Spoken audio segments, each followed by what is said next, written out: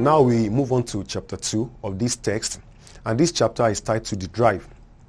This particular title or chapter talks about the time Mr. Bello takes a drive around the city, with his daughter. Of course, this particular chapter is a kind of flashback because it happened when Aliyah was 12 years old. You remember we said she's 16 now.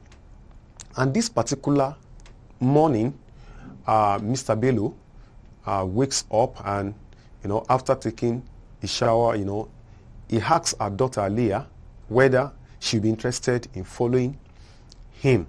And we discovered that anytime Mr. Bello wants to have a random discussion or some important discussion with Aliyah, he will make that kind of arrangement. And this particular time, Aliyah will not even decline, because, she loves to go out with Dad. And she put on a shirt that has the inscription First Lady. And the book tells us of how this particular shirt was given to her by her dad when he returned from London.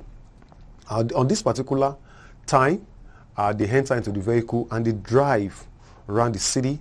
And as they are moving along, they encounter two girls who are selling some items.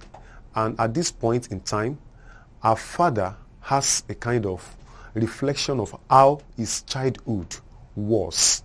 And he begins to tell Aliyah how his childhood, how hard it was that they had to sell items for their mother, and that even it's after selling that the next meal is guaranteed.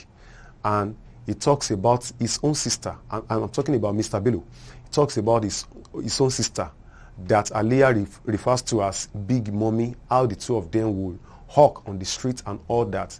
And Mr. Bello at this occasion just pities, the condition of these young ones who will need to hawk all around on the streets, on the road, everywhere, to make ends meet. And at the end of the day, what do they get from all this labor?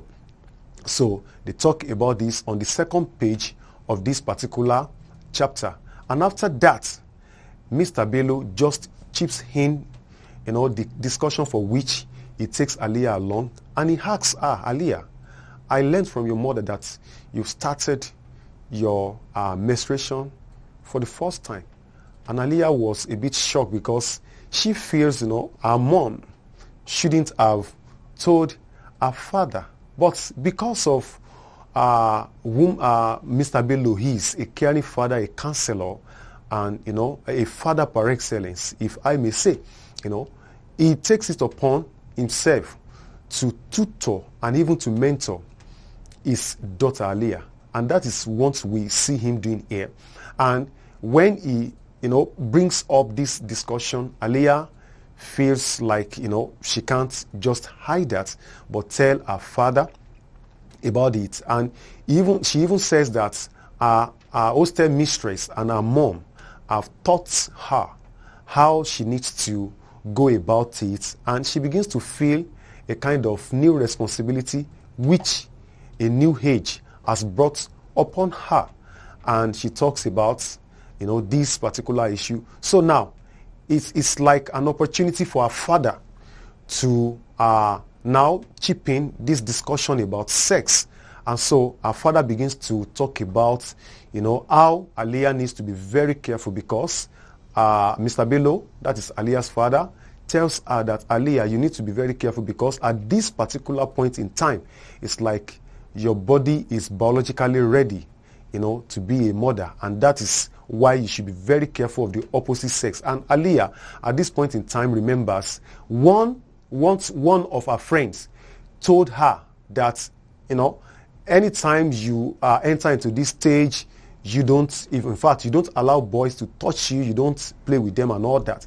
And Mr. Bello, Aliyah's father, comes in and tells his daughter that, look, the woman is correct, but that the daughter misinterpreted what the woman, her mom, was trying to say. That it's not that, they will not play with the opposite sex, but then they have to be very careful and should not allow anyone to touch their private part. That was exactly what the woman was trying to say, not that they will not play with the opposite sex. And Aliyah at this point talks about how she read a particular magazine titled Cosmopolitan, and this Cosmopolitan, you know, she got the magazine from Auntie Molara, because Auntie Molara happens to be her mother's sister who stays with them. And at this occasion, you know, her father feels like, oh yes, she has, you know, gotten some information about sex education, and Aliyah will not even want her father to be angry with Auntie Molara, her mommy's sister. So she has to beg her father. But even her father is not a type that will take an offense as that, because at a point her father begins to talk about how more she needs to be careful that sex is everywhere, on commercials, on advertisement, on social media, and all of that. And that even each time you open television, you see all sort of mess, you know, according to, you know, the language of Mr. Bello. And Aliyah says, oh sir, even on social media, if one doesn't watch television, what's on social media, even like Netflix, where you can download videos to watch and all of that. And so at this point, her father feels he needs to, you know, give tutorial more to Aliyah, who may not watch television at home, but then have access to videos on Netflix and all that. And at this point, her father begins to tell her that her heart is like a beautiful room, and that all this information that are wrong at this particular age should be avoided, because that beautiful room, which our heart represents, you know, should not be tainted, should not be soiled, should not be defied. And at this occasion, he wants Aliyah to be careful of what she reads, of what information she allows into her heart. And so the drive continues. And at the end of this particular chapter, we see that Aliyah, you know, remembers, you know, because like I said, this particular chapter is a flashback. So now, Aliyah now remembers all these particular instances, and she appreciates her father the more. Of course, at this occasion, the last page of this particular chapter, you know, Aliyah remembers Prophet Luqman, who happens to be, you know, a mentor, you know, a prophet to his own son. And she concludes that, oh, probably, maybe my father is also my own prophet. And as she begins to read the 16 pages letter that we said our father wrote to her in chapter 1, you know, tears begin to drop on her face. And at this point in time, you know, she feels more love for her father, and sees her father as more than a father, but a counselor, a mentor. So we have come to the end of the lessons, and students are advised to go over the questions that follow.